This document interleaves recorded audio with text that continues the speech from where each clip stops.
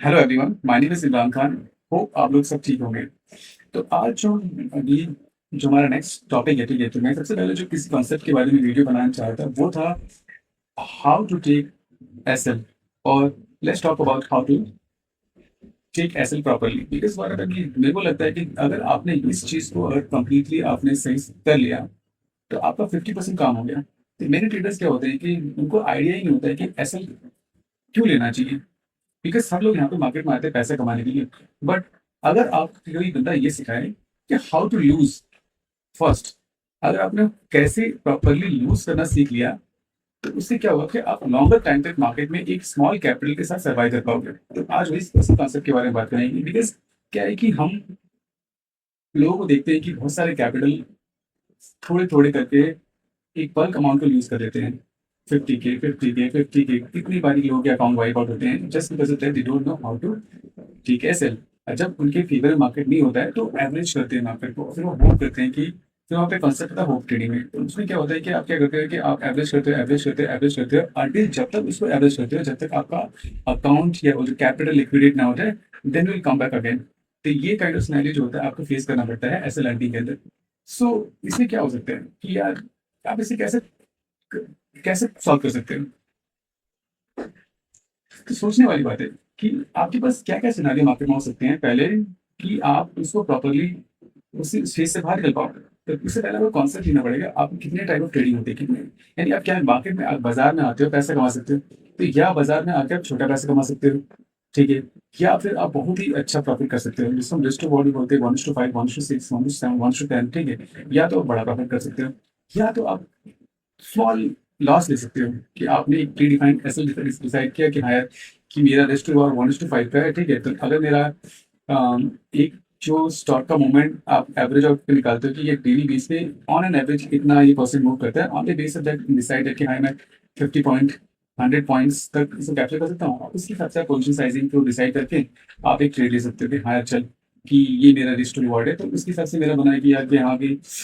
50 point मेरा capital अगर 50K है तो उसको मल्टीप्लाई कर सकते हो, तो अपने उसके हिसाब से डिसाइड कर सकते हैं। तो स्मॉल एसएल से आ जाएगा, ठीक है, या तो हो सकता है आप बिग एसएल लो। अगर आपने बिग एसएल लिया there is high probability that you not able, even तो आप अच्छे प्रॉफिट करो, ठीक है, आपने डेली के ऐसे पैसे निकाल लिए, पर एक दिन ऐसा है आपका पूरा कैपिटल वाइप हो जाएगा बिकॉज यू डोंट नो, आपको रुकना आया ही नहीं है।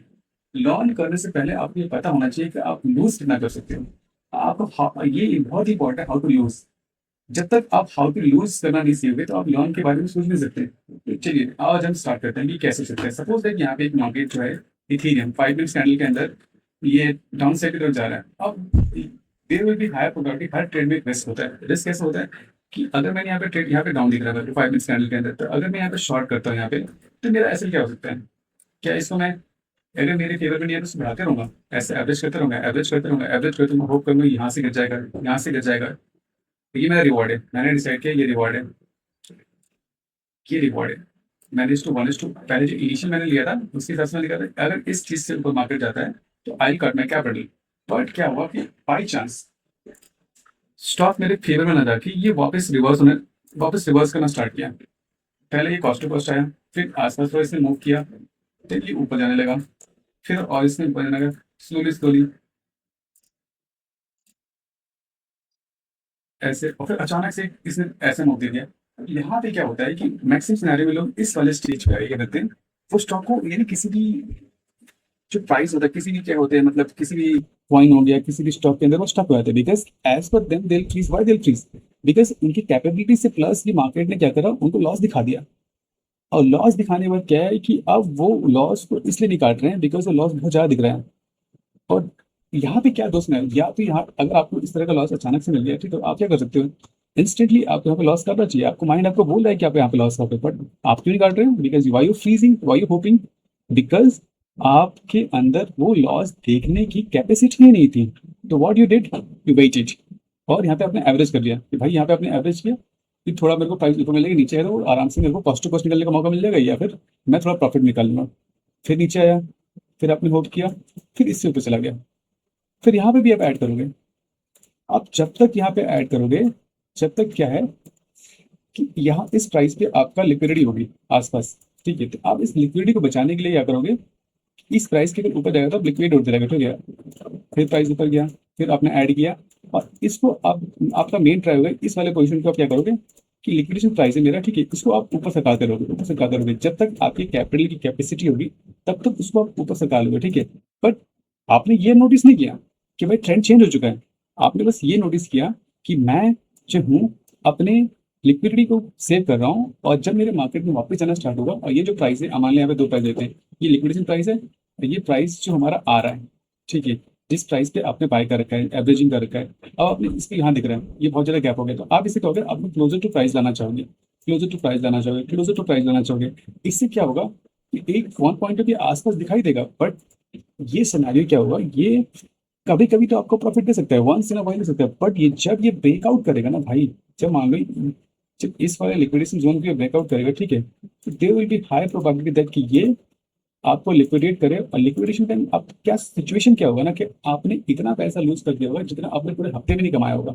ठीक है। या फिर आपने, अगर आप ऑब्जर्व करोगे 10 to 15 ट्रेड्स आपके जो आपने मेहनत करके एनालाइज करके आपने कुछ कैपिटल इकट्ठा किया होगा, वो एक ट्रेड ही आपको फिर या तो कॉस्ट टू कॉस्ट लेके आ जाएगा आपको, या तो आपको कैपिटल को इस लेवल तक गिरा देगा कि आप हिम्मत नहीं कर सकते दोबारा, you are a good trader, but what happen कि आप इतना पैसा लूज कर दोगे कि आप उसको फिर एक साइकिल में फंस जाओगे, जिससे इसे क्या बोलते हैं, लॉस रिकवरी साइकिल। मैं कभी भी होप नहीं करूंगा कि कोई भी मेरी ट्रेडर कम्युनिटी का बंदा इस साइकिल में बहुत लंबे टाइम तक फंसे, बिकॉज अगर कोई बंदा इस साइकिल में लंबे टाइम तक फंसता है, देन क्या होता है कि वो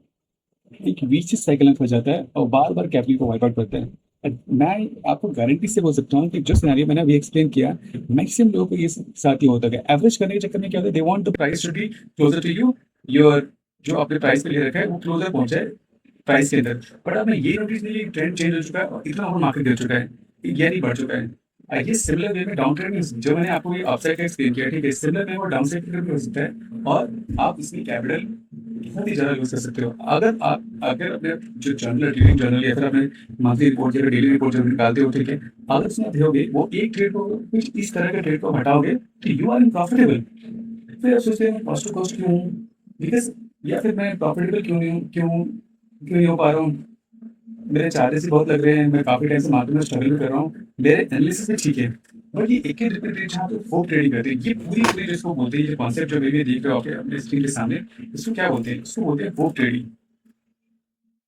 वो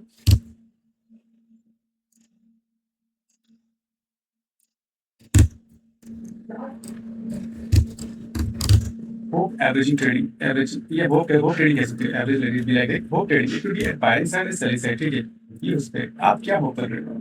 आप क्यों होप कर रहे हो इसके अंदर, ठीक है, आप ये होप कर रहे हो कि मेरे प्राइस, जो मेरा ये प्राइस है, मैं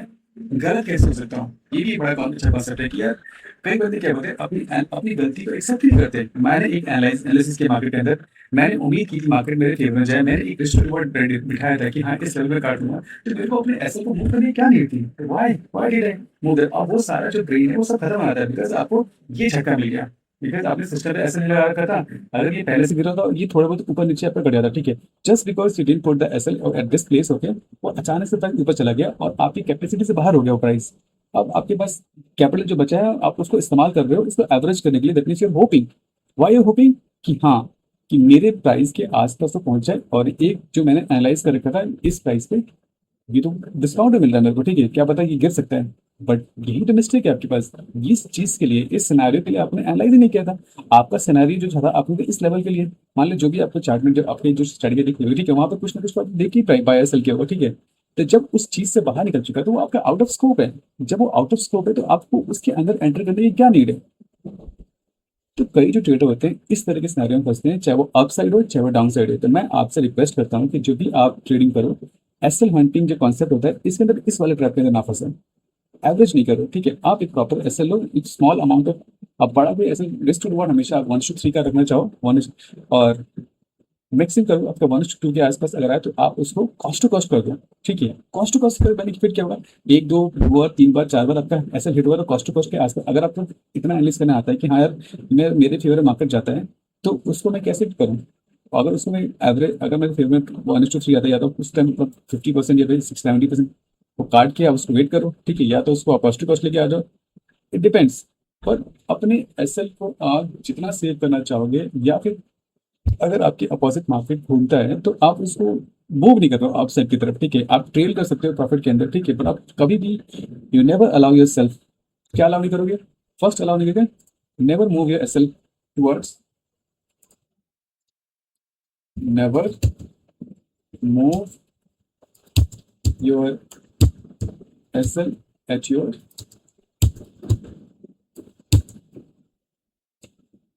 अपोजिट डायरेक्शन, सेलिंग मिस्टेक हो सकती है। ये आपका पहला है, ठीक है। नेक्स्ट क्या हो सकता है हमारे पास, never never average your trade, ठीक है, नहीं करो ऐसे। थर्ड क्या हो सकता है,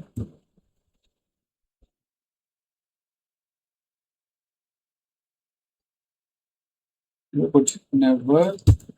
put big SL which impact your capital, which can impact your, यहाँ ये तीन चीज आपको फोकस करने की नीड है। मैं आपको कुछ फिक्स अमाउंट नहीं दे रहा हूँ, it's up to your capital, how you gonna plan your capital, but ये जो तीन सिनेरियो है, ठीक है, अगर आपने इसको अवॉइड किया, ठीक है, उसके बाद से जो भी आप चार्ट पैटर्न एनालाइज करते हो उसके साथ इसको आपने ऐड कर लिया, then you learn how to put proper SL. और स्लोली एंड ग्रेजुअली, अगर आपके पास थोड़ा स्किल कम है, आप स्किल तो सीख सकते हो, पर अपना बिहेवियर कैसे सीखोगे, इस कम्स बिकॉज क्या होता है, लोग सोचते हैं कि मैं चार्ट पैटर्न एनालिसिस सीख लूंगा या फिर मैं चार्ट ट्रेडिंग बहुत अच्छे तरीके से सीख लूंगा तो मैं इन सब चीजों से बच जाऊंगा, but it comes under behaviour analysis, ठीक है, ये आपका बिहेवियर, आपका पैटर्न है, आप लॉन्ग टाइम से पैटर्न को प्रैक्टिस करते आ रहे हो तो इतनी इजीली मूव नहीं करता। सपोज इस चार्ट पे क्या दिख रहा है कि यहाँ मैंने एक रिस्क रिवार्ड लिया, मार्केट पहले मेरे फेवर में गया, ठीक है, अब यहाँ पे ये करता है, यहाँ पे मैंने क्या समझ सकता है, ये मार्केट में अब ये प्रॉफिट में दिखा के वापस आ रहा था, तो यहाँ पे मैं क्या कर सकता था, ठीक है, इधर अदर ऑप्शन, ठीक है, ऑप्शन क्या है मेरे पास कि मैं इसको यहाँ पे एसएल को अपने मूव को कॉस्ट टू कॉस्ट ले आता, ठीक है, लेट्स सी इधर it can be hit my SL, okay, और अगर ये वापस जाता है तो मेरे डायरेक्शन में जाएगा, ठीक है, नहीं तो क्या करता, मैं रिजिड रहता, रिजिड में सिर्फ यही तक रहता है कि एसएल अगर मेरे फेवर में नहीं जा रहा है तो मैं, जो मैंने डिसाइड किया था कि मैं इतना रिस्क रिवॉर्ड लूंगा, मैं वहाँ पे एग्जिट कर दूंगा। मैं कभी भी ये नहीं चाहूंगा कोई ट्रेडर कि बियॉन्ड दिस लेवल वो कुछ भी प्लान करे, ठीक है, इधर भी इवन दो अगर वो डायरेक्शन ज्यादा वो रिवर्स ट्रेड भी ना करे, ठीक है, अपने आप को थोड़ा टाइम दे, जब बंदा अपने को थोड़ा टाइम देगा देन रियलाइज करेगा, then there could be some different scenario,